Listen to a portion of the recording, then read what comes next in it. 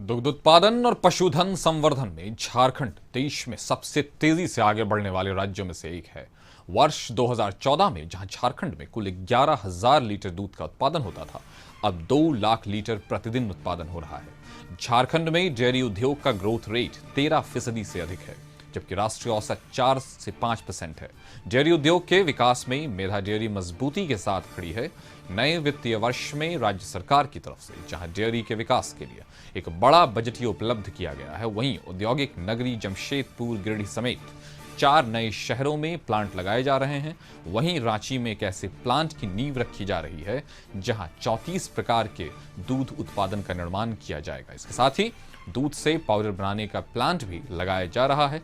इन सब विषयों को लेकर हमारे न्यूज कोऑर्डिनेटर मनोज ने मेधा डेयरी के मैनेजिंग डायरेक्टर सुधीर सिंह से खास बातचीत की। आप भी सुनिए, आने वाले दिनों में मेधा डेयरी किस प्रकार स्वास्थ्य झारखंड के साथ साथ समृद्ध झारखंड की कल्पना को जमीन पर उतारने का प्रयास कर रही है। खनिज और खेल की वजह से पहचान बनाने वाले झारखंड अब देश दुनिया में दूध के उत्पादन में भी अपनी एक अलग पहचान बना रहा है।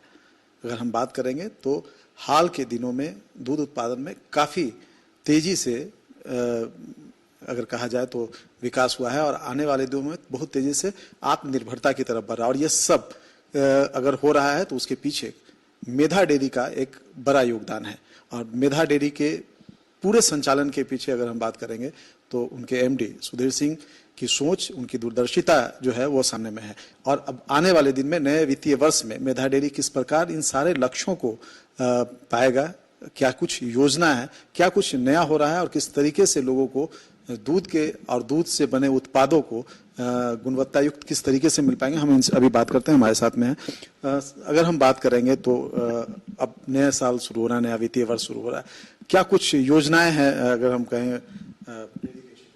देखिए, इस मामले में इस बार अगर आपने बजट देखा होगा तो इतना ज़बरदस्त बजट है जिसमें कि मुख्यमंत्री पशुधन योजना है, 4 नए प्लांट लगाने की बात चल रही है, इसकी भी स्वीकृति दी जा चुकी है। उसके अतिरिक्त किसानों को मदद के लिए इनपुट में जैसे कि संतुलित पशु आहार, मिनरल मिक्सचर, हीट स्ट्रेस, ये सारी चीज़ों पर अच्छा अनुदान गवर्नमेंट ने इस बार सैंक्शन किया है। और ये दिखाता है कि सरकार जो है कितना किसानों को मदद करना चाहती है।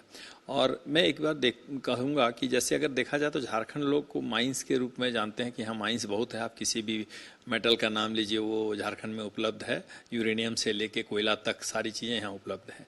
लेकिन जो किसानों का झुकाव है, आज 48,000 किसान हमसे जुड़े हुए हैं, और जो उनका झुकाव है और जो वृद्धि है, जो ग्रोथ है, वो कंट्री से थोड़ा अलग है। अगर देखा जाए तो मिल्क प्रोडक्शन में पूरे कंट्री का अराउंड 4.5 to 5% का ग्रोथ है, जबकि यहाँ झारखंड के अंदर तकरीबन 13 से लेके 18% तक का ग्रोथ रेट है। तो वो दिन दूर नहीं जब ये सिर्फ माइंस के लिए नहीं जाना जाएगा, बल्कि मिल्क विथ माइंस, मिल्क से उनको न्यूट्रिशन मिलेगा, माइंस से उनको पैसा मिलेगा। और जब ये दोनों का कॉम्बिनेशन होगा तो कोई हमारे किसानों को आगे बढ़ने से रोक नहीं सकता, हमारे दूध उत्पादकों को कोई रोक नहीं सकता। सही कहा आपने कि जिस तरीके से जो ग्रोथ रेट है वो मतलब एक अभूतपूर्व है, जिस एक अकल्पनीय है कि 13% 14% का ग्रोथ रेट है। और इसके पीछे जो है आपकी सोच के साथ साथ किसानों की मेहनत और उनका लगन भी है। किसानों के लिए क्या कुछ इस बजट में खास किया गया है? देखिए, किसानों के लिए क्या है कि एक मुख्यमंत्री पशुधन योजना के तहत जितने महिलाएं हैं, अगर वो उसमें अप्लाई करती हैं तो चाहे SC ST OBC कोई भी हो, अगर वो महिला हैं, विकलांग हैं, विधवा है, परित्यक्ता है, तो उन सबको 90% सब्सिडी है, जो मुझे नहीं लगता है कि इंडिया के किसी अन्य राज्यों में इतना है।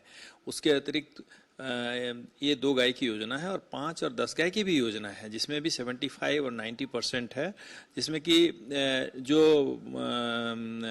SC ST हैं उनको उसमें भी 90% है, और जो अदर देन SC ST हैं उनके लिए 75% है। यही नहीं, इसके अतिरिक्त जो है वो उनको जो संतुलित पशु आहार, क्योंकि यहाँ थोड़ा हरा चारा की कमी है, तो संतुलित पशु आहार के लिए 75% उनको सब्सिडी दिया जाएगा, और जिसका उत्पादन झारखंड स्टेट मिल्क फेडरेशन करेगा। एक बहुत बड़ा सपोर्ट है किसानों के लिए। जैसा अभी आपने बताया कि 4 नए प्लांट जो बन रहे हैं, ये 4 नए प्लांट किन किन शहरों में है, और उसमें अगर हम रोजगार की अगर हम बात करेंगे तो उससे कितने लोग जुड़ सकेंगे और किस तरीके से जुड़ सकेंगे? देखिए, इसमें 2 तरह के रोजगार हैं। अभी टोटल 4 योजना है। एक जमशेदपुर में डेयरी प्लांट बनना है, एक गिरिडीह में एक डेयरी प्लांट बनना है, उसके अतिरिक्त रांची में एक प्रोडक्ट फैक्ट्री बन रहा है जिसमें कि तकरीबन 34 प्रोडक्ट होंगे। आइसक्रीम भी होगा, टेट्रा पैक दूध भी होगा और तरह तरह की मिठाइयाँ होंगी, क्योंकि आज के दिन में शुद्ध मिठाई मिलती नहीं है, लोग जो है एडल्ट्रेशन से दूर जाते हैं। तो ये एक होटवार के प्लांट में एक प्रोडक्ट फैक्ट्री बनेगा और वहीं पर एक जो है पाउडर बनाने का भी संयंत्र लगाया जा रहा है। तो इस तरह से 4 प्रोजेक्ट बनेंगे। इसमें 2 तरह के जो है लोगों को नियोजन मिलेगा। एक तो डायरेक्टली जो वहाँ काम करेंगे, इसमें तकनीकी लोग ज़्यादा होंगे, लेबर क्लास के भी रहेगा, श्रम शक्ति भी रहेगा, पर उसके अतिरिक्त किसानों के लिए एक बड़ा संरचना बन रही है, इंफ्रास्ट्रक्चर बन रहा है। तो किसानों को गारंटी, जैसे पाउडर प्लांट बन जाएगा, जैसे कई बार बहुत दूध का उत्पादन होता है, उसके खरीदार नहीं होते हैं, तो ऐसी स्थिति में जितना बिकता है उतना ही हम ले पाते हैं। लेकिन ज्यों ही उसमें पाउडर प्लांट बन जाएगा तो वो जितना भी सरप्लस मिलेगा उसको कन्वर्ट करके प्रतिदिन हम तकरीबन 2 लाख लीटर दूध को कन्वर्ट करके पाउडर में रख लेंगे, ताकि उसको 1 साल 1.5 साल तक हम उसका यूटिलाइजेशन कर सकते हैं। किसान आपसे जुड़े कैसे, माध्यम क्या होना चाहिए, किस तरीके से वो संपर्क कर सकते हैं? क्योंकि अगर हम कहें तो सारे लोगों के पास में बहुत सारी चीजें, फैसिलिटी नहीं है, सूचनाएं नहीं पहुंच पाती। हाँ, निश्चित रूप से आपने सही सवाल किया कि हम उनको जोड़ें कैसे। तो हम आज 23 जिलों को, पूरे झारखंड को जोड़ चुके हैं झारखंड मिल्क फेडरेशन के साथ। 24वां जिला 1 अप्रैल को जोड़ दिया जाएगा। मशीन वगैरह वहाँ आ गया है। पूर्वी जमशेदपुर, जहाँ मेरा कलेक्शन नहीं था, वहाँ स्टार्ट हो रहा है। और 24 के 24 जिलों को हम जोड़ दिए हैं। जिस भी गांव के लोग, और आज के दिन में तकरीबन 902 गांव ऐसे हैं जो हमसे डायरेक्टली जुड़े हुए हैं। उसके आसपास के लोग भी अब जान गए हैं कि इस दूध का पैसा हर दिन 4, 14 और 24, हर महीने के 4, 14, 24 के उनके खाते में जाता है। तो स्वतः लोगों में एक जिज्ञासा होती है कि हम भी क्यों नहीं करें। तो हमारे जो भी स्थानीय पदाधिकारी हैं उनसे संपर्क करते हैं, फिर हम लोग उस गांव का सर्वे कराते हैं कि उसमें मार्केटेबल सरप्लस दूध कितना है। नॉर्मली 50% लोग यूज़ कर लेते हैं अपने लेवल पे ही, गांव के लेवल पे, और जो बाकी 45 से 50% जो बचा वो हम यूज़ करते हैं यहाँ खरीद के, और उनको एक सोर्स ऑफ इनकम देते हैं। तो इस तरीके से हम उन गांवों तक पहुँचते हैं, डिफरेंट माध्यम से वहाँ तक हम पहुँचाते हैं, अखबार के माध्यम से पहुँचाते हैं कि कैसे हमसे जुड़ें। और इसके जो सब जगह जो है जिला गव्य विकास पदाधिकारी का भी ऑफिस है, उनके माध्यम से वो हमारे तक पहुँचते हैं। हम उनको जानवर दिलवाते हैं, जानवर दिलवा के उसके दूध की गारंटी देते हैं कि जो भी उसका दूध उत्पाद होगा उसको हम परचेज करेंगे। एक लंबी फहरिस्त जो है, एक लंबी गाथा जो है, उसने मेधा डेयरी ने लिखी है, और आने वाले दिनों में अगर हम कहें कि झारखंड की एक नई पहचान दूध के साथ बनेगी, मिल्क प्रोडक्ट के साथ बनेगी, इसमें कोई संदेह नहीं है। कैमरा पर्सन प्रदीप सिन्हा के साथ मनोज, कशिश न्यूज, रांची। फिलहाल वक्त हो चला एक छोटे से ब्रेक का, बस जल्द हाजिर होता है।